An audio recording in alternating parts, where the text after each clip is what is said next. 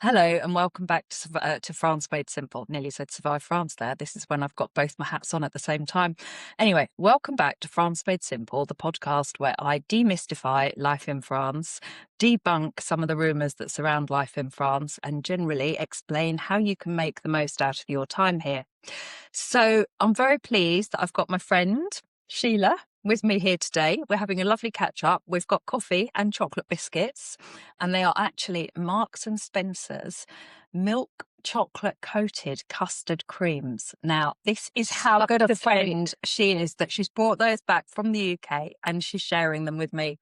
So, Sheelagh, it's been ages since you've been on the podcast, hasn't it? It has been a while, and it's lovely to be back and seeing you again. And yes, I'm sharing my biscuits, which is the sign of a good friend. I think so.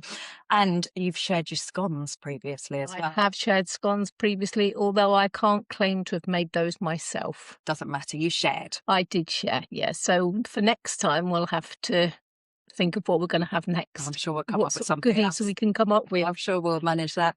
So what have you been up to since the last time we saw each other? It's been a busy time. I've been to Paris again. You remember we spoke about me going to Paris before. Obviously, we've had Christmas.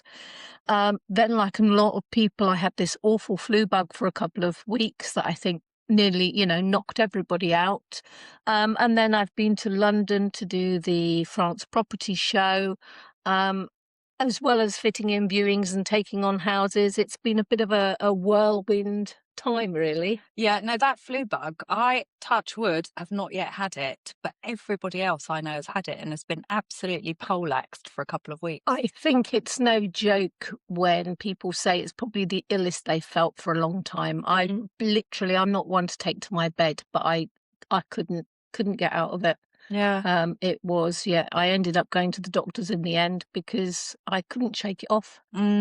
So I do feel great sympathy for anybody that's got it or suffers from it. Both of my two children up here both had it, and bearing in mind that they're super healthy, super fit, and under the age of 30, and they were that ill, I was kind of quite worried. I was as an older folk. I was disappointed to have missed New Year's Eve as a result of it, because we'd set to go out for a meal with friends, and it was a real shame, but I couldn't have done it. But never mind. Anyway, at least we do live in a country where one can see the doctor and get access to healthcare. Totally, absolutely not a problem. And I think as well, it built up my immune system so that then when I did go away, all the bugs said, oh no, we'd been here before, and kept away. And buggered off. Yeah, okay. I'll let you have that one. Thank you. So what did you get up to in Paris this time? Was it another concert? I actually did a couple of things. Anybody, when you buy tickets for an event or for a concert, you buy them months in advance. So I bought these tickets, and then I suddenly had 3 events in November. Oh, wow. Which it really wasn't planned that way. It's just that the different times the tickets were released, and I still, I'll have 2 of those. And then it all happened at once. So everybody suddenly thinks, God, she's living in Paris. So the first event was on my bucket list, and I went to see the ballet at the Opera Garnier. Oh, wow. And it was magical. It's one of those things I think you'll do once and you'll always remember.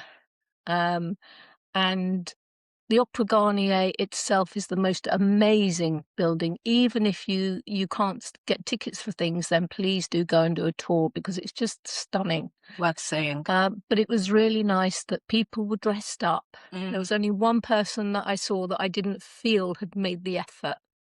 Everybody was dressed up, and then at half-time you can have a glass of champagne and some macarons. Typically French.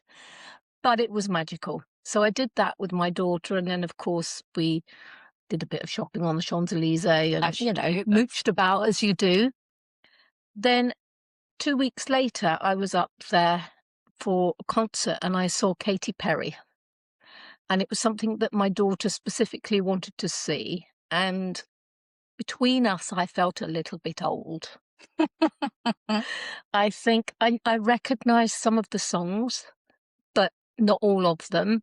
So where my daughter was up dancing away, and I was sort of like, don't know this one, But the atmosphere was good. Katy Perry flew around the stadium on like a giant butterfly, for want of a better description. The special effects were fantastic, but just not really my era. Right. But to compensate for that, 10 days later, I'd also got tickets for Simply Red. Oh, wow. And so I went with my friend. It was the 40th anniversary, which made me feel really old. Oh, yeah. 40 years since Holding Back the Years came out was... No way. Yeah. Yeah, that's quite shocking.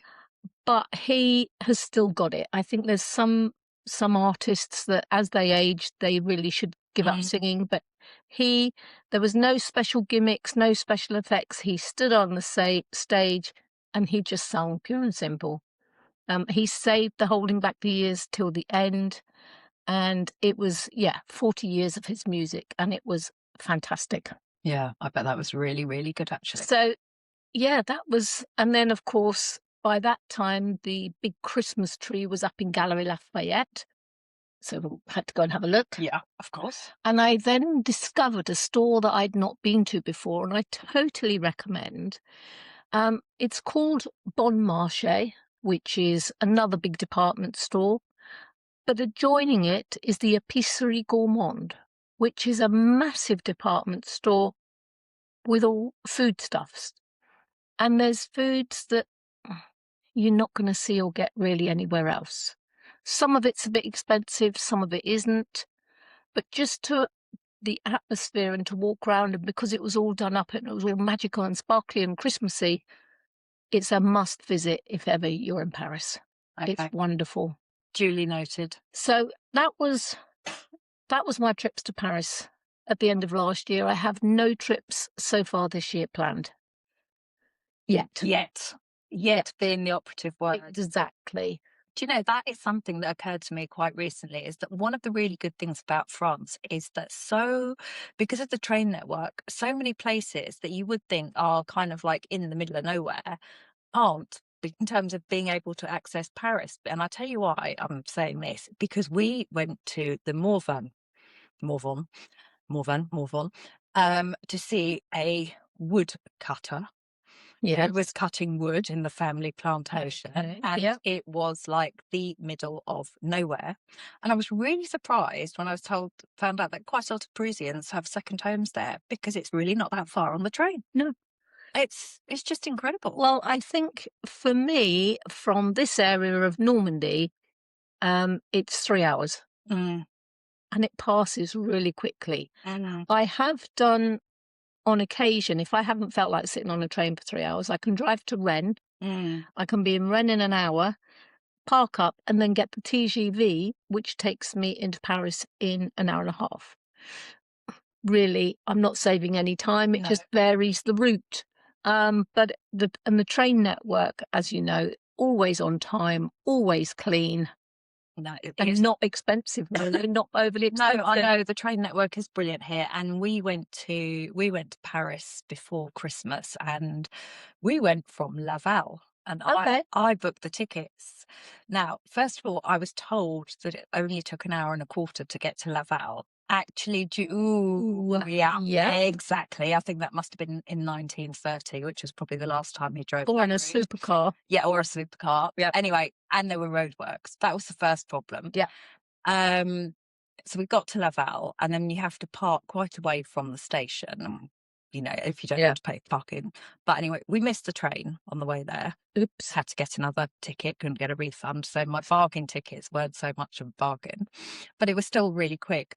On the way back, I hadn't realised that some trains from Laval to Paris or Paris to Laval take 1 hour and 15 minutes, and some take 3 hours 45 minutes. No. Yes. I just assumed it was all the same. So I merrily booked the 10 quid tickets on the 3 hours 45-minute train journey. So I wasn't very popular. No, I can well. But it was still a very cheap way to travel. It is a cheap way to travel, and if you've got your phone with you, well, that's what we decided. We sat and read, and exactly. It was funny though, but that's my top tip now. When booking your train tickets, always check. Some trains take longer than others. Yes, most definitely. All right, so that's And another Paris. little tip, if you're booking a train in France, you can't book your ticket more than 3 months in advance. Mm. Okay. If you have a planned trip and you book on that 3 months as soon as it's open, it's significantly cheaper than if you leave it till later on the last minute. Mm. So, yeah, handy tip, book your train as soon as you can. Yep, no, definitely. So 2 tips there: book your train early and check The the times. times. Most Check the definitely. travel Yep. time.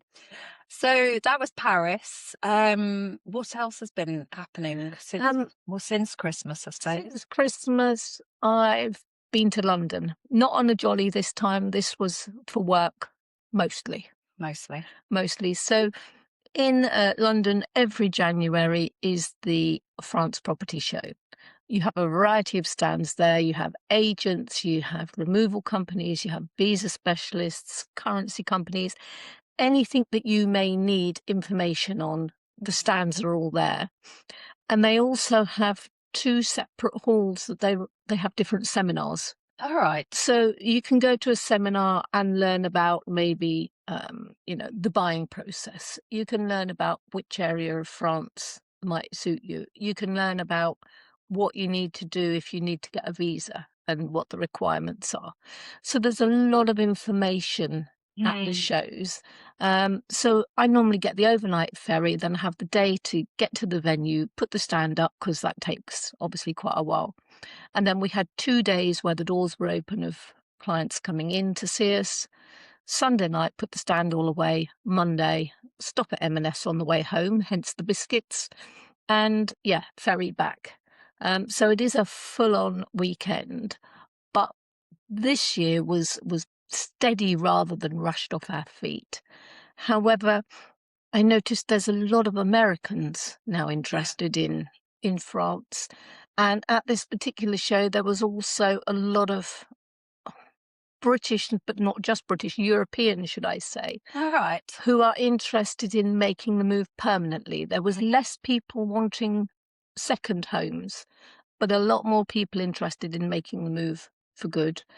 And the budgets were higher than in previous years. Oh, I think interesting. because people are making the permanent move, yeah. they're going to spend more on their permanent home than they would on a second home. Yeah. So that was really interesting. And I think as well that post-Brexit, because you cannot anymore decide on the spur of the moment to move abroad, and you have to plan and put things in motion, I think it does kind of crystallise people's thinking process, and they plan much more. Very much so. There was 2 types of people there. There was the ones who were at the very beginning of their journey, who may be ready to move in, say, 2 years' time, when either they retire or when children have got to a certain age. And so they were very much information gathering. But I have, at previous shows that I've done, kept in touch with clients, and they have come back 2 years later and bought. Okay. And there was also those that are saying, right, well, we've done all our homework, we're going to do it this year. We're ready. We're ready Now this year. Yeah. Now we need to work out maybe which region of France, and we need to come over and start looking. Okay. Yeah. Interesting. And which ferry route did you go on? I usually use the Westerham to Portsmouth. Because it never gets cancelled, even when it's really stormy weather, although I had bought my seasick pills just in case. And I go on the overnight, so it leaves Caen at 11:30 and docks at something like 5:45 in the morning. I know that the alarm clock wakes you up at a silly o'clock. I have done the, for personal use, the ferry that leaves 8:30 in the morning and gets into Portsmouth at 1. Also from this area, you've got Cherbourg, but that's mostly in the summer. And you could also go around to St Malo and go across to Portsmouth. But because we have to take a van, because we have to take all of the trade show equipment, it's easier to go Caen, across, and then obviously from Portsmouth straight up to London. Well, I was just asking specifically as well, because I'm just trying to think if he was on duty that week. Max, my son, he's still working on that route. So he might well have served you in the bar. I did have one drink in the bar, but because the ferry didn't leave until 11:30 at night, it was getting a bit late, knowing that I wasn't going to get, a good night's sleep to stay up and have more than one drink. But yes, it's quite possible. If he was on duty that week, he would have been serving you your drink. I will check with him. Well, at home. I'm going over again in the middle of May. We have the second show this year, which is also the France show. And for the first time, they're doing a venue in Birmingham. Oh, right. I got the venue wrong. So I booked a hotel because I thought it was the NEC. Mm-hmm. But it isn't, folks. Don't go to the NEC. It's actually the NCC, which is the National Conference Centre, which is the other side of the motorway. But it also joins the Motorbike Museum. Now, I don't know much about motorbikes, but apparently this museum is brilliant if you're interested. All right. So, middle of May, we will be in Birmingham at the NCC, not the NEC. No. All right. So, have you rebooked your hotel, or are you going to try No, across I've your rebooked a different hotel because I thought going backwards and forwards on that route, because you've got the airport nearby as well, and it's always really busy around the NEC. I booked a hotel sort of 5 miles out in the other direction from the NCC, just because I thought it would be easier. And then we'll find a country pub or something to get some dinner, Sounds good. So, yeah. And the other thing, of course, that I can't miss when I ever go back to the UK that we never have here is to go to a Chinese or a Thai and have crispy duck. Oh, yeah. Crispy duck pancakes, people, don't take them for granted, because when you're here, you can't get them. You can't get a crispy duck pancake. So that's a treat. Something that we miss. It's a treat. But yes, so that's Birmingham in May, and then I've got no more shows this year, just those two. Just those two. Yeah. It would be interesting to see how the attendance is at the Birmingham one. Maybe it will be more accessible because it's the centre of, I don't know. Possibly. Many, many years ago, pre-COVID, the France show people used to do one up at Harrogate, actually, Wetherby Racecourse near Harrogate. And that stopped once COVID came along, and now they're just starting to try and expand again. And this is, the new venue that they're going to try. Right. So, well, if anybody's listening and thinking about coming along to that, I would really recommend it. It's it's a fabulous day out, and as Sheelagh said, you do get the opportunity to speak to so many experts and different kinds of people who all know so much about moving to France. Contact either one of us, and we can send you free tickets. There you go, and you can send us chocolate biscuits in return.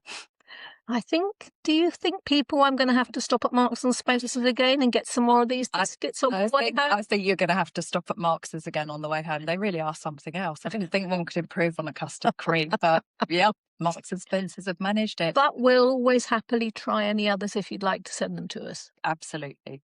Well, I think that's us pretty well caught up for today. Otherwise, we'll sit here drinking coffee and eating chocolate biscuits for another couple of hours. And we probably will anyway. We will anyway, but you might get bored listening to us.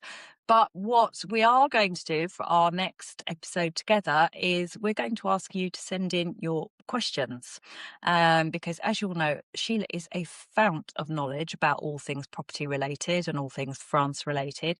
So feel free to ping us any questions about the buying process, viewing properties, whatever. Yeah, anything to do with buying a French property, I'll happily answer your question. And if it's not one that I know the answer to, then I'll find out for you. Yeah, well, she'll know somebody who does know. But between the two of us, we know pretty good. Yeah, we know quite a lot about quite a lot of things. Exactly. All right. Thank you all very much for listening. Thank you, as always, to our sponsors, Fab French Insurance, who are also at the show. I'm not sure if they'll be back at the Birmingham show, but they are a fount of information on all things insurance related. Yeah. And provide really excellent service. They do. We always recommend Fab to our clients when they need a visa or they need the advice that Fab can give. All right. So on that note, thank you all very much for listening. Thank you too. Thank you very much. Have a good month, everybody, and we'll catch up soon. All right. Take care. Bye-bye. Bye.